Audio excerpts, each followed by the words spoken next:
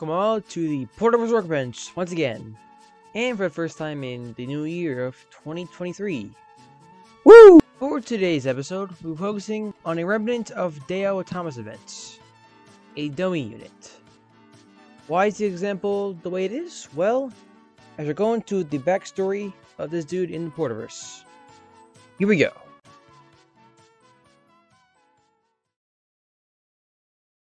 Around the 1990s or so, Dale Thomas events began to pop up across the world more and more frequently, and many railways began either converting existing engines to look like Thomas, or just buying/building dummy units, some looking out better than others. This example here shown in my model is one that was built rather cheaply, as it only had 4 wheels and was a lot smaller. Not much is really known about this exact engine other than it was on a United States railroad for some time until around 2003 when it was left abandoned. Meanwhile, the real Thomas began hauling rail tours across the United States starting in 1999, visiting the Strasbourg Railroad among other railways. In around 2005, on his other tours, Thomas would bump into one of these dummy units and become rather surprised with them, as prior to that point he had no idea they existed. He was still kind of like cool with it, as you know, marketability and everything. And he got used to it over time, especially after running into more along the way. Not much is known about the fate of this dude or his whereabouts currently in 2023. So that's kind of where the story ends. The trail goes cold.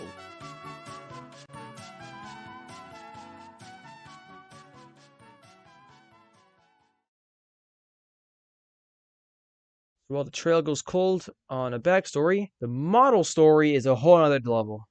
So this was made from an all-engine scope push-along Thomas that was modified to fit on an 040 chassis I had. The chassis being heavily cut down, of course. So I took the Thomas toy apart, and I stripped the paint by submerging the body in acetone overnight.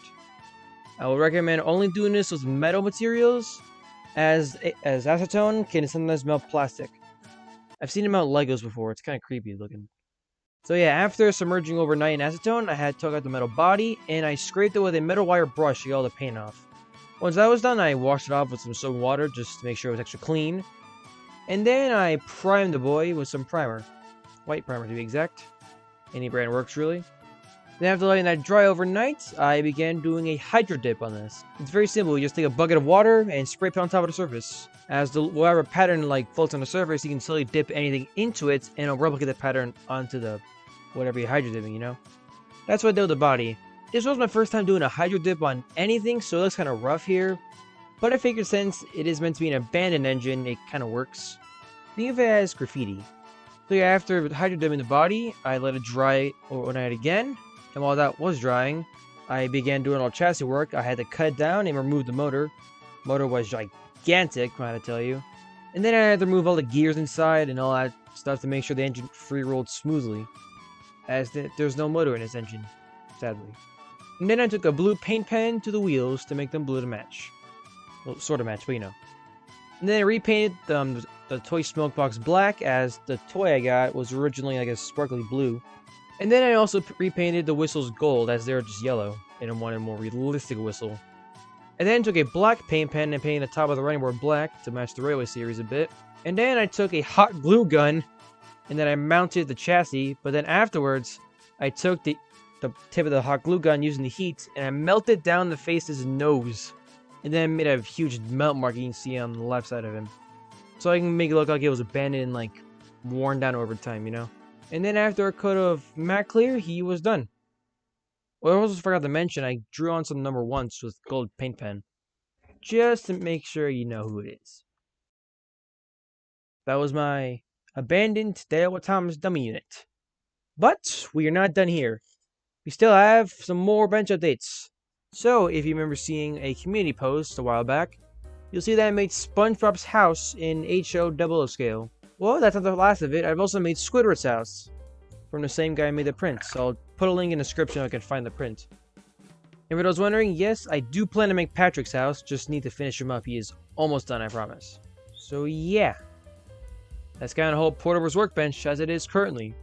Thank you all very much for watching, and I will see you all in the next video. At last, we return to the Porterverse workbench. This episode will focus on the one and only Red Snapper, who is a background hunter. Technically, he's in a official OC of mine. Well, yes and no, as he's just meant to be a background engine put into the backgrounds of videos to fill up space. He's never meant to have a character in it or anything. But he does have the name Red Snapper, as I felt that given his livery, suited him pretty well. And that he's meant to be more of a dockyard shooter than anything. So yeah, now then, let's jump into how I made this oddity of a model of Red Snapper.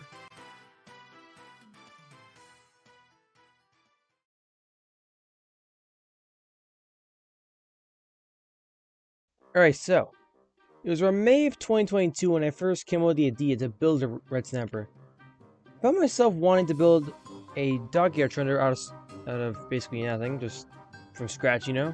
And I never attempted anything like this up until this point, and I just happened to have a bunch of model parts lying around on my desk. So I began saving through all the parts, and I picked up what would work best. The body is from a Bachmann Thomas shell, and the chassis is sourced from my old 06 cell I found on eBay. But the assembly was bound to be a bitch, so I just put on some Thomas VHSs in the background, and I got to work.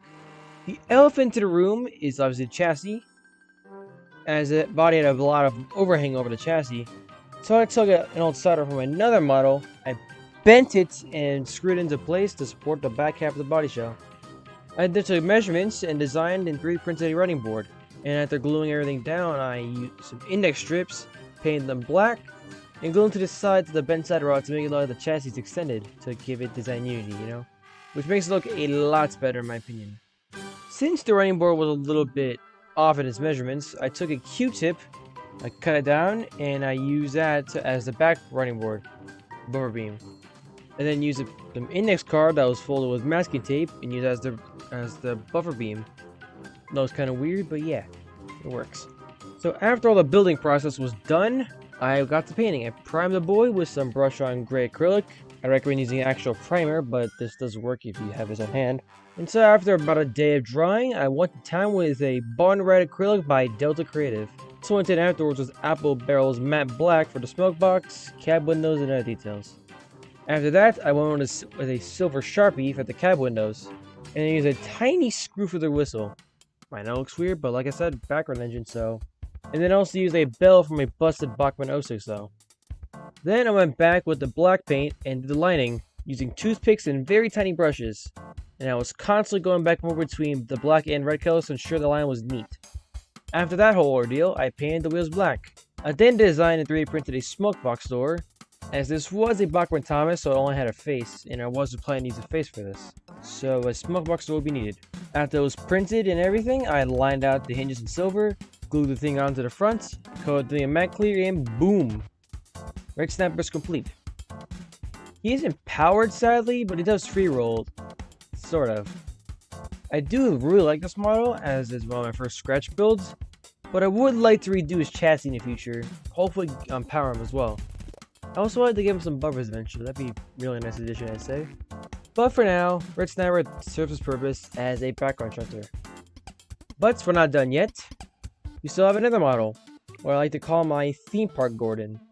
This is in the same league as that dummy Tommy's unit I made a while back. And I like to imagine this Gordon ran on the same line as that dummy unit. However, after Royal went defunct, it will be sold to a theme park instead of being left abandoned. And the theme park repainted his engine into new colors to get rid of the Thomas licensing as they didn't have the rights to it. Instead, they gave it a new chassis and put it to work on their theme park's railway.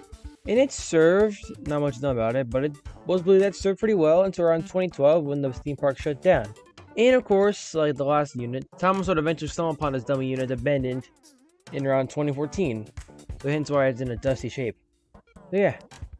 This kind of story of this dude. It's made from an all engines go Gordon, which I took apart and changed the chassis and painted everything different colors. Self-explanatory, you know. But before you go, I do want to shed some light on other projects. I have now finished Patrick's Rock, and now Pecan Street is fully complete. Super proud of these. It's all 3D printed with resin, and it's super nice. Really love it. I also have Murdoch and Kenji in the works as well.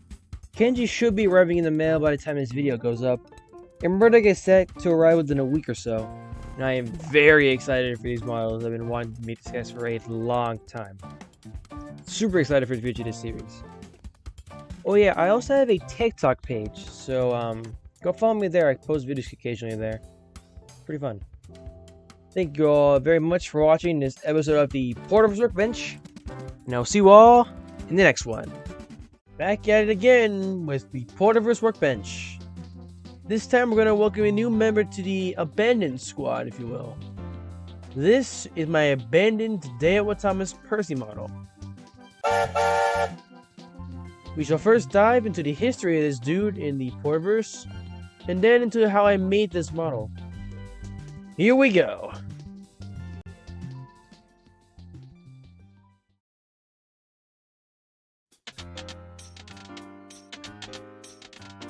So if you recall from previous installments, you'll remember that the Dale Thomas events began to increase in frequency in the 1990s. And many railroads would either convert existing engines to look like Thomas characters, or build their own dummy units out of spare parts lying around. And these dummy units in particular varied in their accuracy to Thomas and all of us other friends, you know. One certain railway made several dummy units, including this modification of Thomas, Henry, Gordon, and Percy, among others. These were made using old chassis parts and flatbed bogies that were just lying around at the railway at the time. To their credit, they were actually pretty decent given their accuracy and circumstances. And the railway thrived for a brief bit as well. But eventually, bankruptcy would kill the railway that built these dummy units. By around 2002 or so, the units were either sold off, placed in sidings or abandoned, or just scrapped altogether. The dummy Thomas unit was never sold and was eventually abandoned in a siding and was completely covered in graffiti by around 2005. The Gordon and Henry units were sold to a theme park where they were motorized for hauling trains around the park. And the Percy dummy unit was sold to a train-themed restaurant that was set to open up in the outskirts of Pennsylvania near the Canadian border. The unit was repainted, albeit rather uninspired, as it was still very similar to Percy, and was placed inside the restaurant as a display piece. In around 2018, the restaurant eventually added an outdoor area, and thus the dummy unit was moved out to there. It was also around this time in 2018 when the real Thomas found it on tour. This is kind of where the whole story for this guy ends, as he's still at the restaurant today.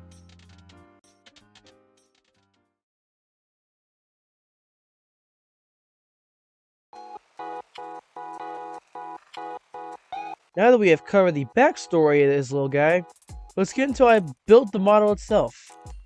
Like the dummy units of Thomas and Gordon, this dummy Percy was made using an all-engine scope push-along Percy.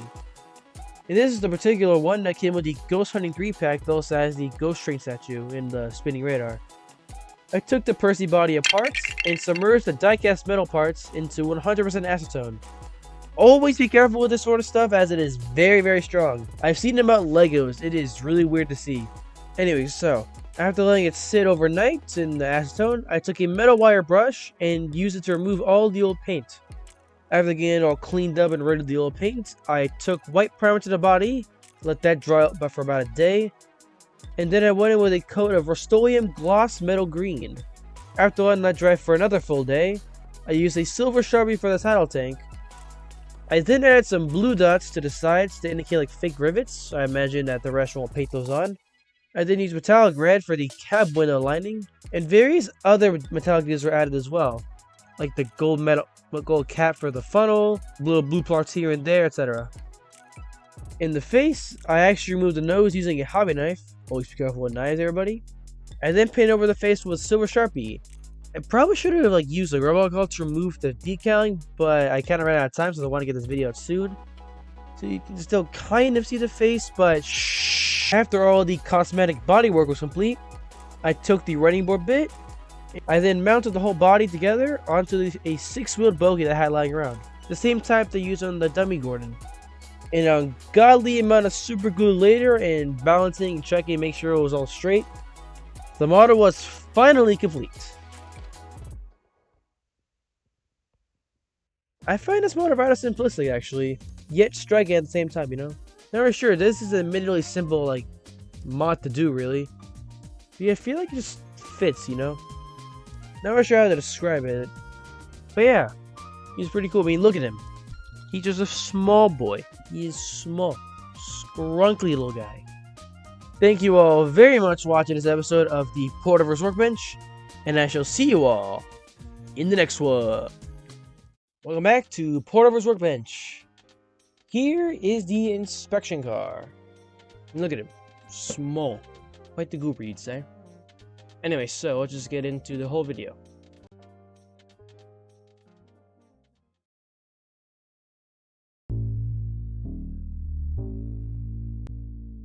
The backstory of this scrunkly little character is fairly loose in the Porterverse.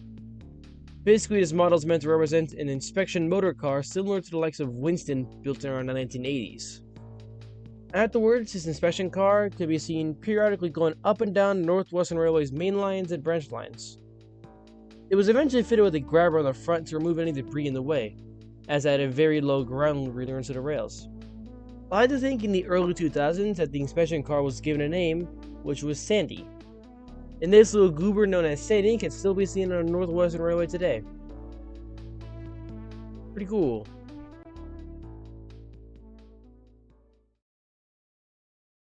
Now for the model work. The inspection car was made using an all-engine scope push-along Sandy. Like a few other models you've seen before, I took the whole body apart, sprayed every usable piece in primer, and then afterwards I applied Rust-Oleum Colonial Red to the main body. I then used Silver Sharpie for the running board. I was going for a Santa Fe style look for this model, and I also used Gold Sharpie for the window trim. I then got to work on the chassis. Like the Goobers, this is meant to be a free-rolling model. I used a bogey I had from an old flatbed just lying around. I almost used them on another model, but that's another story. I used a couple of Lego pieces to get the proper height for the model so that I can still roll freely without any interference from the body. I then super glued everything in place once everything was fitting just right. The cab roof was painted black and then cut down a little bit so I can fit into the model better. I then took the face and sanded off all the decals and sanded it relatively flat. I took Silver Sharpie to the front of it, and then I used gold trim using Gold Sharpie. I then went in with a black paint pen and just made the grill mark indications, you know. I then took the grabber, added a little bit of gold to the sides of it, and then glued it in place. And after spraying the model with the clear coat, boom! Sandy the inspection car was finally complete. Look at this little goober. So small. But yeah, more goobers. Gotta love them, eh? Thank you all very much for watching this episode of Porterverse Workbench. I shall see you all in the next one. Welcome everyone to the one and only Porterverse Workbench. And this is a surprising little model. Given all the teaser photos I was dropping earlier in the week, you're probably thinking it's going to be someone like Connor Kenji. But no! It is Speedster Toby. You just got coconut mold. So I guarantee how y'all are wondering, how in the flying fuck does this even work in the Porterverse? Considering that this doesn't look anything like Toby minus the paint scheme. Well, that's what this video is for. So before we go into all the model work and how I built it, let's go into the official backstory of this Speedster Toby dummy unit in the Porterverse. Here we go.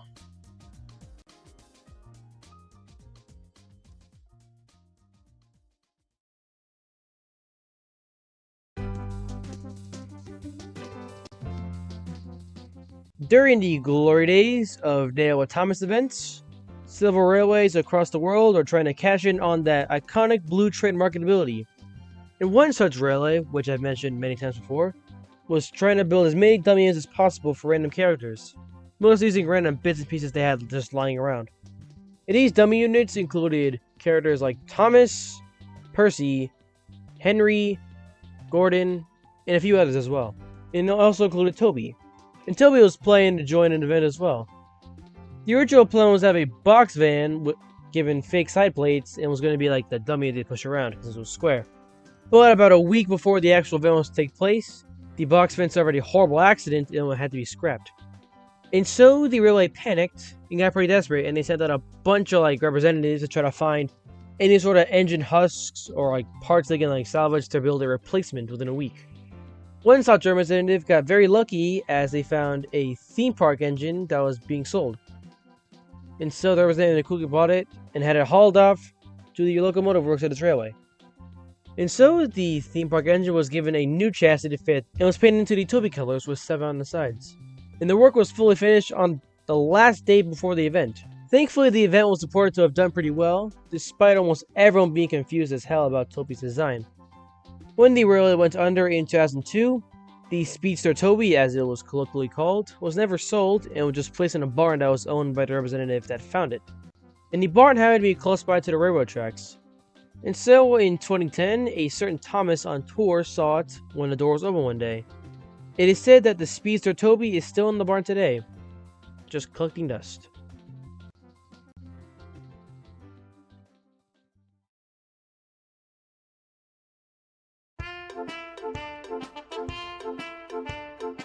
The model of this speedster Toby has very interesting origins. You see, a while back I was in a Walmart just running errands for the family and everything, and I figured I might as well check by the toy aisle and see what little things I could possibly find for any model work. And I went to the toy aisle, and there was they had a few push-along engines that were on clearance. And this one I bought Kana and Sandy, both of which I turned into models. It was like $2 as well. It was a really good deal.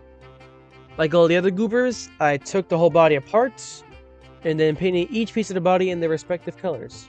I then took the front of the face, cut off the nose and sanded it down to make sure all of the decals are off, and then I sharpened it over with silver.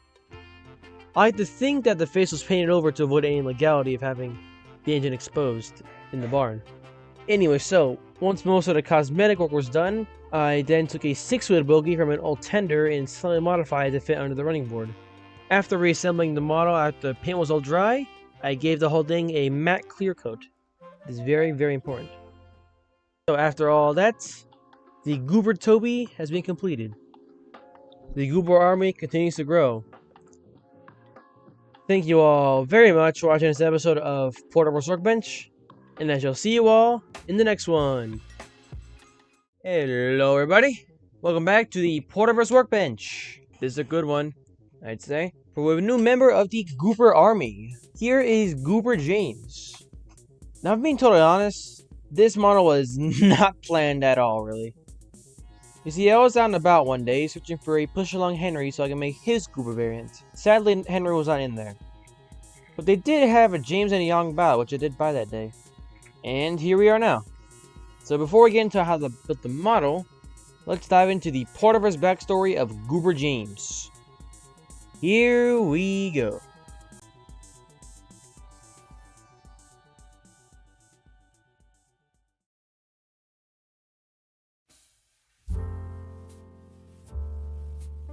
Like most of the Goobers, it all begins with an unnamed railroad in the late 90s. Dale Thomas was in its prime, and this one unnamed railroad in particular was aiming to cash in on the brand. And so they thus built a lot of dummy units with their Thomas license. They even thrived with these for a little bit as well. They built a handful of engines, ranging from Thomas all the way to even Toby.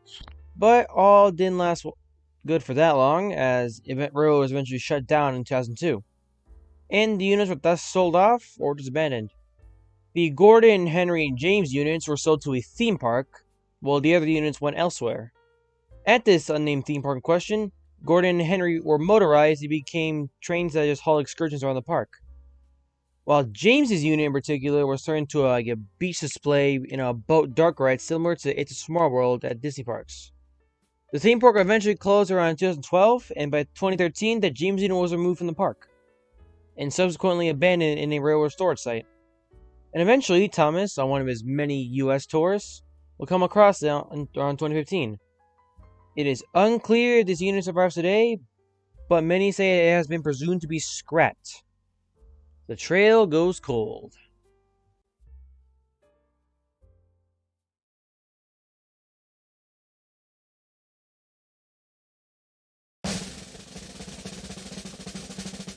Making this Goober James model was fairly easy to make, I'd say. Like all the other Goobers, he was made from an all-engine scope push-along toy that was heavily modified to fit onto this random chassis I had. After disassembly, I dunked the metal boiler into acetone overnight. I would then scrub it off the paint with a metal wire brush. After the paint was all removed, I then primed the body and the other parts in a white primer. And while the primer was drying, I worked on the chassis. This chassis you see in this model was actually once the chassis of my original Papa model. I completely gutted the entire model except for the wheels, and I then modified the toy running board to fit, making sure it fit just right, and then I painted it. I then painted the boiler red and made sure to keep the splashers and firebox clean from the red paint so that the secondary color will go on just fine. And the secondary color was a turquoise. I was going for a bit of a beach theme here as I was painting, and I wanted to keep the color palette very vibrant. The cab next was painted purple to match the other big engine goobers.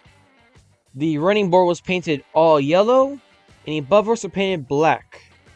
And after all of that cosmetic work, I glued the body down to the chassis.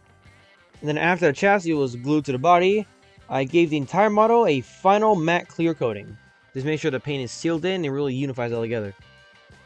And just like that, Goober James was complete. And gotta say, he really fits in with the others. It's pretty cool. Goober Army is always growing. Speaking of the Goobers in general, there are going to be more Goober models. I'm actually currently working on Henry. I know I've been teasing out for a while now. I've finally managed to get my hands on one. It's taken way longer than I hoped for, but hey, we're here now. And also, a push-along Edward was also leaked pretty recently. Not sure when he will be released though, but rest assured that when I'm able to get my hands on him, I will add him to the ever-growing Goober Army.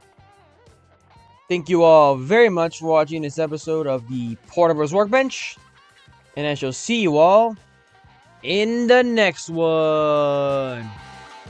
At long last, the man himself has finally joined the Porterverse Workbench. I am very proud to finally be showcasing my model of Goober Henry.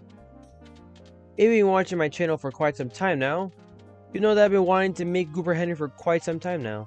Many of you have been asking about him for a while now, and I don't blame you. This has been a long time coming. Here's the thing though. As far as I'm aware, Push-Along Henry has been out since the fall of 2022. It is currently December 2023, and he still hasn't hit the shelves here. My local Walmart, I shit you not, only just got Push-Along Emily this month. And the Thomas aisle is absolutely pitiful, you know? Quite the fall from grace. I was only able to actually find Push-Along Henry because a friend of mine actually sent me an Amazon listing back in September. I bought it pretty much immediately, and it finally arrived around October. This is when it got to work. But I'm getting ahead of myself, of course. If you've seen this series before, you'll know that before we go into the build process, we should dive into the backstory of the model. So sit back, relax, and now we shall dive into the backstory of Goober Henry.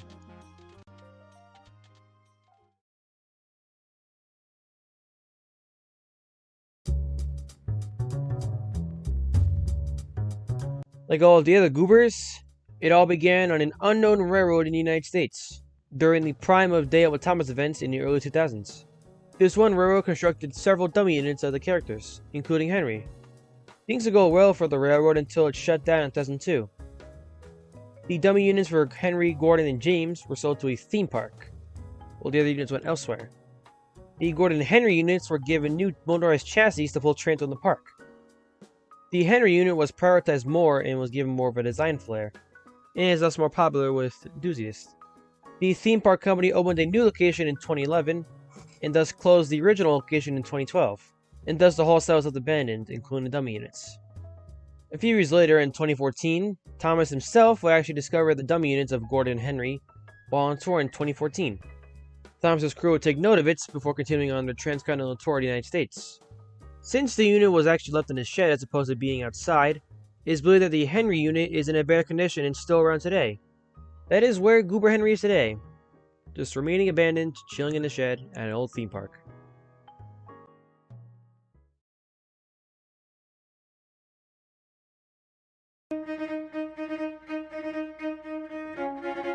The building of Goober Henry was relatively easy. Like all the Goobers that came before him, he was using the all-engine push-along variant of the same character. I took the body apart and removed the paint from the metal part using a very strong paint stripper. Important note, when you're using the paint strippers, only throw in metal materials. Do not throw in any kind of plastic, no matter how strong it may seem to be, as this type of stuff will actually melt the plastic. And always be careful to wear proper protection like gloves, goggles, and stuff, because it can burn your skin. After the old paint was removed, I primed each part of the body in a flat white primer. And like all spray paints, always let each coat of spray paint dry for at least a full day before doing anything else. And after it was dry, I sprayed each part of the body in their respective colors. So green for the boiler, purple for the cab, white for the roof, silver smoke box, etc, etc, etc. Next came work for the chassis. I used an old bogey I had lying around, and I did a lot of cutting on the engine's running board to make sure it was a nice fit. After aligning it perfectly, I made sure to glue it down. Now it came for these smoke deflectors. These are made using just some index card and toothpicks. And after all that bodywork, I gave the whole model a matte clear coat. And after another day of drying, Goober Henry was finally complete. I am so happy to have this little guy in the collection now. The Goober Army is finally complete. Yes, you heard that right. That Henry's the last Goober. But no need to worry, as there are more similar models in the works that are going to be in their own little separate league. But that's a story for another day. Thank you all very much for watching this episode of Portable Workbench, and I shall see you all in the next one. And now, folks, it's time to say goodnight. We sincerely appreciate your patronage and hope we've succeeded in bringing you an enjoyable evening of entertainment. Please drive home carefully and come back again soon. Good night.